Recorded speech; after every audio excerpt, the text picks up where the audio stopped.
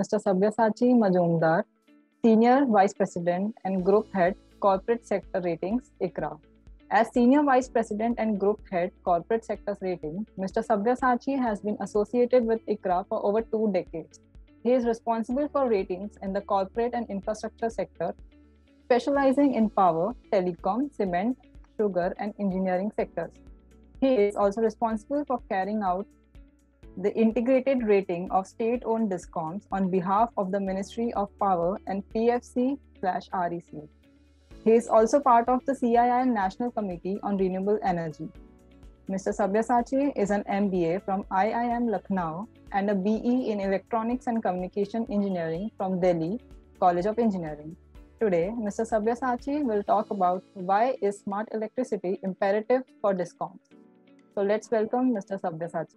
So basically, we will quickly looking at some of the operating and financial performance of the DISCOM. Then we'll see on one aspect of smart grid, and we'll not touch upon the other aspects because smart metering has a direct impact on the improvement of the financials. And finally, what would be the way forward to touch upon how to improve the functioning of the DISCOMs.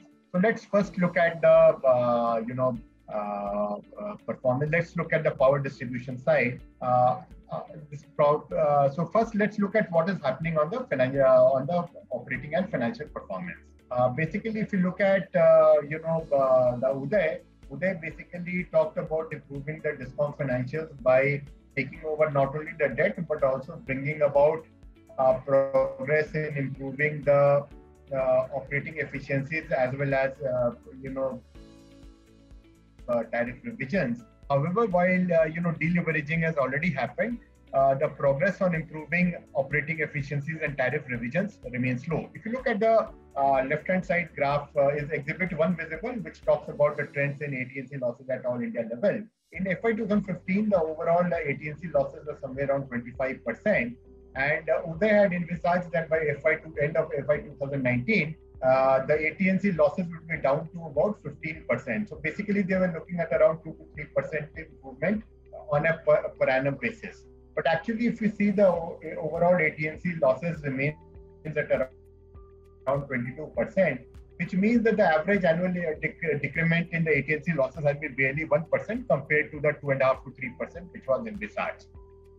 So obviously, every 1% AT&C losses means losses running into thousands of crores.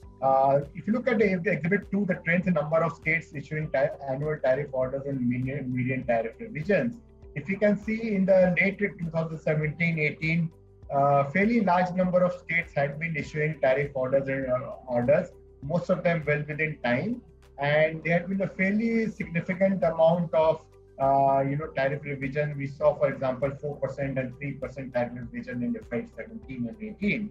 But if you look in the last 2 to 3 years, the number of states issuing tariff orders and giving upward revision has been much more muted. And in fact, the median tariff revision has not even been 1% over the last couple of years. And of course, some of that is quite self-explanatory given the challenges which COVID has provided. But even before that, the tariff hikes have been quite muted. So what means that there has been a leading rising gap between the average tariff realized and the cost of supply. Now, basic idea was that the gap should have vanished by FY 19-20, but that has not really happened. If you look at the DISCOM finances, they continue to remain under pressure. By 2018, there had been a significant reduction in losses. The losses had come down to around 20,000 crores. But after 2018, again, we are seeing that the losses have increased. In FY 19 and 20, the losses would be somewhere around 50,000 crores. And for FY 2 and 21, it is 90,000 crores. This, of course, because we are not aware of the RA situation. This is without the RA. And in FY 20, we are looking at around 60,000-70,000 crores. At the same time, the trend in the subsidy dependence remains quite high. And for FY 2022, we are really looking at the subsidies of around 1 lakh crores and subsidies being about 17% of the total revenues. Now, by itself, it would not be very alarming, but given the fact that the overall state government finances themselves are under so much pressure, it is not a very happy situation for the DISCOMs. The overall dues from the DISCOMs remains high despite the implementation of the liquidity scheme. And we believe that around April 2021, almost 80,000 crore rupees are due to the power generating companies. In spite of the fact that a significant amount of liquidity, around 75,000 crores, has been issued in the form of loans from PFC and REC. We expect that the overall discount debt to remain reach around 6 trillion rupees in FY 2022. This, of course, would include the debt which has been taken over by the by the state governments also. And some of the states which continue to remain in a very challenged position remain states like Tamil Nadu, Rajasthan, Madhya Pradesh, UP, etc. Their debts is quite high. But we have seen that some of the privately owned DISCOMs have shown very good performance on the AT&C losses. For instance, Tata Power Delhi, some of the Torrent units in Gujarat, CSC, they have AT&C losses in the less than 10%, whereas the average all India losses is about 22%. Having said that, these are not really apples to apples comparison.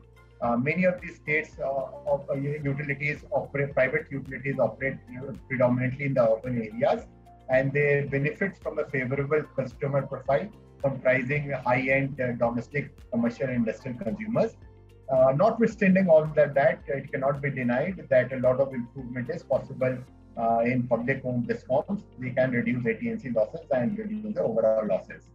So one of the key, initiatives which can turn around the state of affairs is the Smart Metering Initiative, which can improve the DISCOM billing and collection efficiency.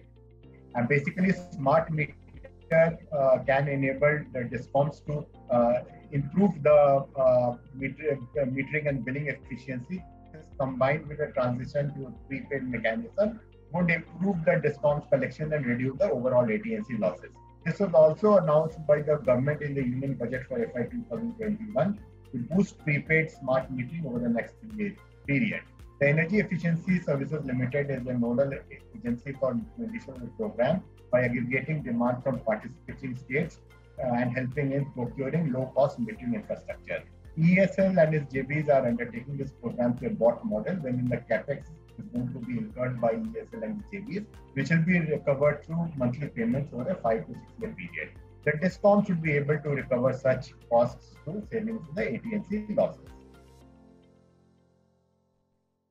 The way forward, as we see, is that it's important for all DISCOMs to focus on operating efficiency. We believe that a 1% reduction in distribution losses would lead to a saving of almost 5,000 crores per annum on an all India basis on a marginal cost basis. And this savings would further increase over the long term. And this would basically include installation of prepaid smart meters, less separation in rural areas, and upgrading the distribution system and improving billing and collection mechanism. We have already seen that the smart meter program is challenges is that the replacement of conventional meters with smart meters at an all India level would require an investment of about more than 1 trillion rupees. Other areas could be distributed solar projects for supply to agriculture feeders. And for instance, meeting 1 gigawatt supply to agriculture customers through a distributed solar projects of 1.50 per unit is likely to result in a savings of almost 140 crore rupees in a marginal cost principle, and the savings would lead to reduction in power purchase cost and lower distribution losses. And bids have already been hit in states like Andhra Pradesh for that. Introduction of multiple licenses and privatization of DISCOMs to augment competition in the segment, improving operating efficiency in customer services, and it will require amendments to Electricity Act. Policy and regulatory actions are critical to achieve the desired results. While these measures are a positive for the sector, timely implementation remains very critical, and along with policy and regulatory challenges, political will and support from the states remains very important.